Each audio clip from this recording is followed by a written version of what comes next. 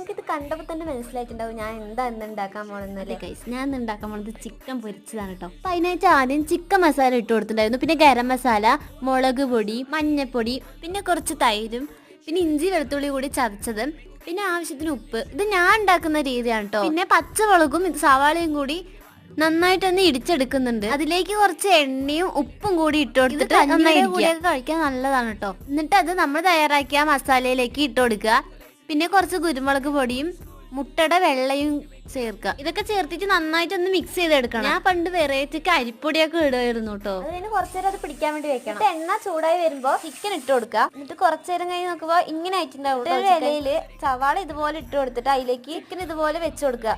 ഇത് കഴിക്കാനായിട്ട് നല്ല ടേസ്റ്റ് ആണ് കേട്ടോ. നിങ്ങൾ ഒരു വട്ടെങ്കിലും ഇതുപോലെ ഞാൻ ഉണ്ടാക്കിയ മയോണൈസ് ആണ് കേട്ടോ. അത് കഴിഞ്ഞ് ഞങ്ങൾ ഈ ഇലയിൽ തന്നെ ചോറും വിളമ്പി ചിക്കൻ കറിയും കൂട്ടി ഞങ്ങൾ എല്ലാവരും കൂടി കഴിക്കും.